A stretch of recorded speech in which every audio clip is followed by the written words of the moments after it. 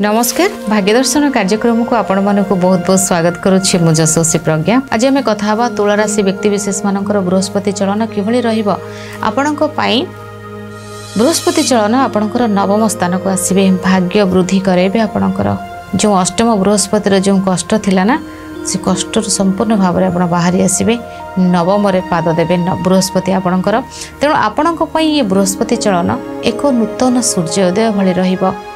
अनेक किछि शुभ घटना आपणक जीवन रे घटिबो। अनेक विशेष भाव में हायर स्टडी रे जो माने पिला माने चाहूचंती पढ़िबा पई से मानकर हायर स्टडी बहुत भल रहिबो। विदेश भी जाई पारंती आपण, फॉरेन रे आपणकर जॉब लागि पारे वा फॉरेन रे अछंती आपण, फॉरेन रे अछंती आपणकर होम टाउन को फेरिबा को चाहूचंती आपण फेरी परिबे।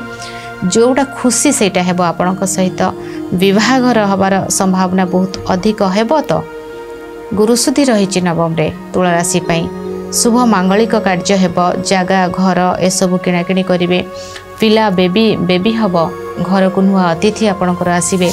आपणकर गुरुंकर दीक्षा नेबा, पूजा पाठ भगवान यही जो बृहस्पति चलन रे आपण यात्रा बहुत करिवे, बाहर को बहुत तीर्थ भ्रमण आपणकर हेबो। साधु सन्यासी मानकर शरण रे रहिबा, तांकठु दीक्षा नेबा, तांकठु ज्ञान पाइबा, ये सब आपणक पई बहुत रहिछि। मन रे बहुत सारा खुशी आपणकर रहिबो, मन भितरे बहुत सारा परिवर्तन आपणकर देखा देबो। आपणकर स्वास्थ्य को सामान्य टिके केयर नेबे, स्वास्थ्यर केयर नेबे। आपणकर जदि ऑनलाइन रो बिजनेस अछि, जो माने यूट्यूबर अछंती ना, सेमानक पई अत्यंत पक्षे शुभ रहिछि। संतान क्षेत्र भल रहिबो, बहुत सारा मीटिंग, बहुत सारा कार्य, नुआ प्रोजेक्ट करिबा, ये सब बहुत भल रहिबो। खुशी खबर बहुत पाइबे। अनेक प्रकार रो बाधा विघ्न रो आपण बाहरिबे। जो माने बंधन भितर अछंती, बंधन रो आपण मुक्ति हेबे। जो माने बंधन रे अछंती से माने बंधन रु बाहरिबे। उपाय निश्चय भाव रे करंतु।